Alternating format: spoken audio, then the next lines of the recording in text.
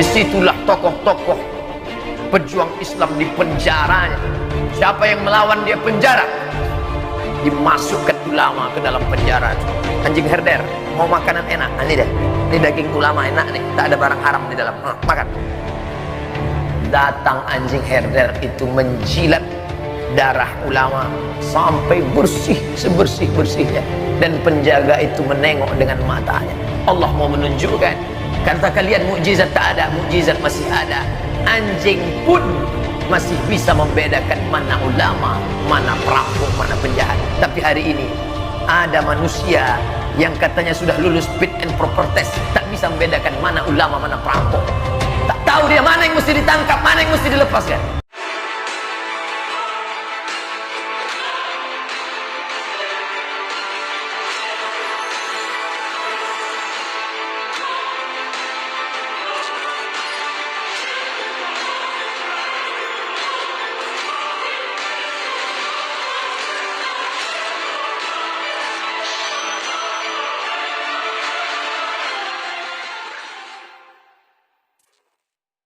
Dia ini ulama usyuk, menjual fatwa untuk kafir, untuk maslahat kepentingan sesaat. Kenapa umurnya panjang? Kenapa badannya sehat? Kenapa kekuasaannya tetap tinggi? Kenapa ceramahnya tetap mantap? Kenapa ingatannya kuat? Sanastadrijuhum min haitsu la ya'lamun. Kami mainkan mereka dengan istidraj. Min haitsu la ya'lamun, mereka tidak sadar. Istidraj, umli lahum, kuulur, kubuat hafalannya kuat, dibacanya ayat, nampaknya ayat di mata itu, mengingat hadis, hebat usul fikih, hebat fikih, mantap. Terpukau orang mendengarnya, orang sangka itu adalah nikmat, padahal dia sedang dimainkan dalam laknat bernama istidraj. Sanastadrijuhum min haitsu la ya'lamun. Aku mainkan mereka dengan istidraj. Wa umli lahum. Aku ulur, aku tutupi aibnya di dunia. Aku tampakkan dia baik, saleh, sehingga orang salah sangka. Inna kaidi matin. Tipu dayaku amat sangat kuat. Tipu dayaku amat sangat kuat. Berapa banyak orang yang ditipu dengan tipu yang luar biasa. Wa makaru, mereka berbuat makar. Wa makarallah, Allah balas dengan makar.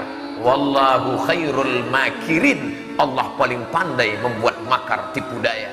Tapi dia juga sadar. Kenapa? Karena memang azab itu sebentar lagi. Innallaha la yumli lizalim. Allah sengaja mengulur pada orang yang zalim itu, mempermainkan umat, mempermainkan agama, mempermainkan fatwa, mempermainkan ayat. Innallaha la yumli, diulur Allah, diulur hatta idza akhadahu, sampai masanya nanti Allah menghukum, lam yuflithu, tak disisakannya walau sedikit pun. Berapa contoh yang memain-mainkan ayat. Innalladzina amanu, orang yang beriman, walladzina hadu, orang Yahudi, wan nasara, orang Nasrani, wassabiin, orang yang menyembah bintang. Man amana, karena mereka beriman, wa amila salihan, beramal saleh, la khaufun alaihim wa la hum yahzanun. Dipelintir ayat ini. Yahudi benar, Nasrani benar, penyembah pokok kayu benar, yang penting orangnya baik, yang penting orangnya sopan, masalah akidahmu tidak perlu ditanya, yang penting gak ganggu orang, yang penting gak ngerusak orang, maka dia akan masuk surga semuanya. Sebelum kematiannya Allah tunjukkan kuasa. Ente katakan semua agama benar? Ya. Malang tak dapat ditolak, untung tak dapat diraih. Anak kandung menikah dengan Yahudi dari Rusia. Langkah rezeki, pertemuan maut di tangan Allah. Dipertemukan Allah anaknya dengan Yahudi itu, nikah dengan Yahudi. Meleleh juga air mata itu. Kata Ketua Dewan Dakwah Indonesia, saya melihat sendiri, kata Ketua Dewan Dakwah, tokoh besar kita itu yang dulu selalu mengatakan ceramah di mana-mana, semua agama benar, semua agama benar. Ketika anaknya menikah dengan Yahudi, meleleh juga air matanya. Apa mau dikata? Rupanya cakap itu hanya untuk orang. Anak kalian nikah dengan Yahudi tak apa-apa, tapi kalau anaknya menangis juga, apa mau dikata? Allah menunjukkan kuasa di akhir hayat dalam keadaan entah husnul khotimah, entah su'ul khotimah. Nahnu nahkumu bizawahir, kita melihat hanya zahirnya. Wallahu yatawalla sarair, Allah yang tahu batinnya, ruhnya. Tapi yang jelas sebelum mati, bibit-bibit azab itu sudah ditampakkan Allah. Pak Ustadz, andai itu azab, andai itu musibah, andai itu azab, andai itu malapetaka, apakah di dunia dapat, nanti di akhirat sudah bersih dia? Yang jelas di dunia dapat, di akhirat akan dapat lagi. Loh, Allah tak adil, masa di dunia dapat, di akhirat dapat lagi? Di dunia dia dapat, di akhirat akan dapat lagi. Lalu yang di dunia itu apa? Itu DP-nya saja. Nanti cashnya akan diterima lagi di akhirat. Kenapa? Karena dosa jariah tetap mengalir. Buku-buku yang sudah ditulis, dicetak, buku-buku yang sudah banyak beredar, dibaca anak-anak muda, dia tak pernah tobat dalam bukunya, maka dibaca orang menjadi dosa jariah yang tak akan pernah putus.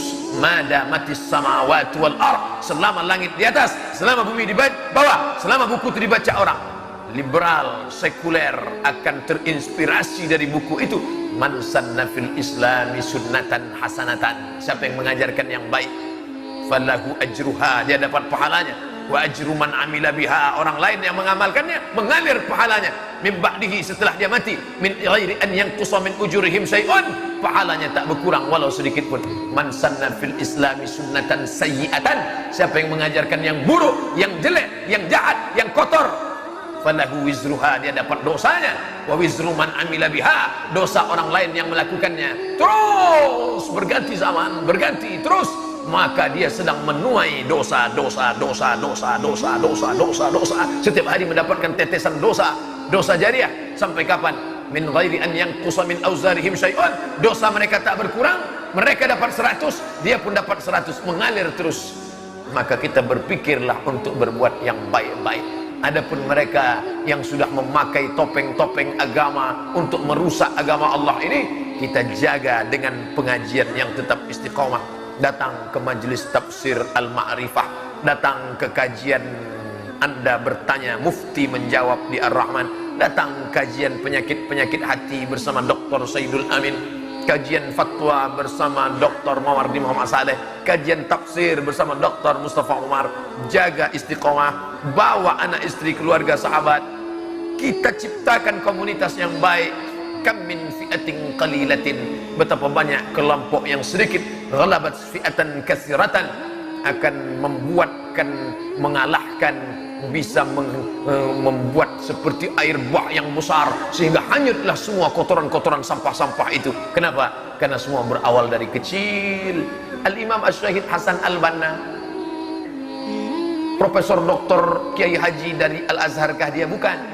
Dia hanya seorang guru kaligrafi di kampung di Mesir. Dengan semangat dakwahnya, dia cari tukang cukur, duduk di warung kopi, membangkitkan keresahan umat. Hari ini kalau ada dakwah yang membangkitkan keresahan, kenapa kita tak bersatu? Kenapa ekonomi kita tak maju? Kenapa kita masih beli di tempat orang kafir? Kenapa kita masih makan tempat orang kafir? Kenapa kita masih mendukung? Ada kegelisahan. Selesai ngaji dia gelisah.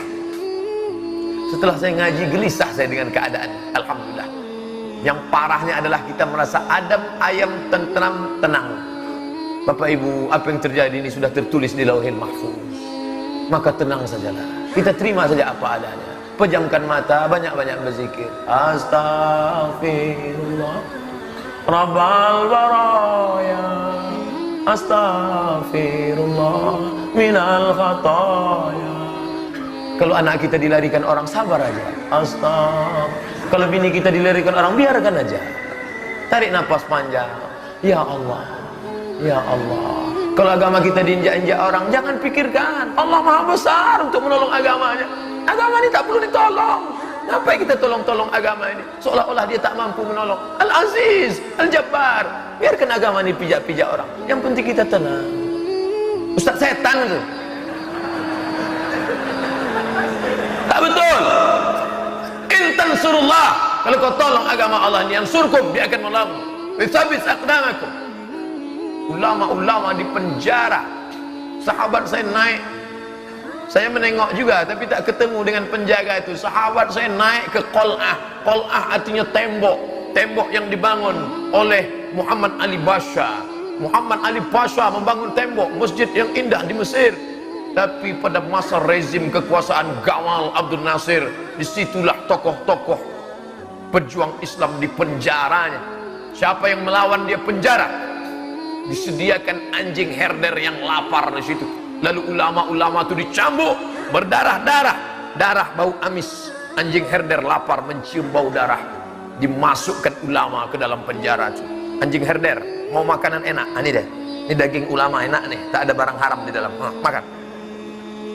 Datang anjing herder itu menjilat darah ulama sampai bersih sebersih-bersihnya, dan penjaga itu menengok dengan matanya. Saya dulu pemabuk, pezina, benci dengan ulama, saya tak percaya Tuhan.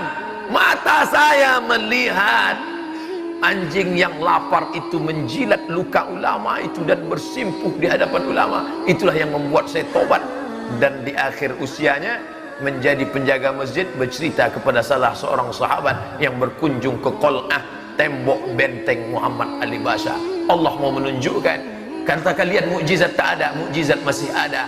Anjing pun masih bisa membedakan mana ulama, mana perampok, mana penjahat. Tapi hari ini ada manusia yang katanya sudah lulus fit and proper test, tak bisa membedakan mana ulama, mana perampok. Tak tahu dia mana yang mesti ditangkap, mana yang mesti dilepaskan.